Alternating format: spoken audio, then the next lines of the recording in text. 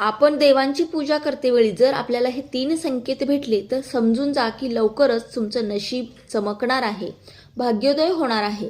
हे 3 संकेत कोणते हे आपण जाणून घेऊ, पण त्यापूर्वी व्हिडिओला लाईक आणि सबस्क्राईब करा आणि कमेंटमध्ये श्री स्वामी समर्थ नक्की लिहा.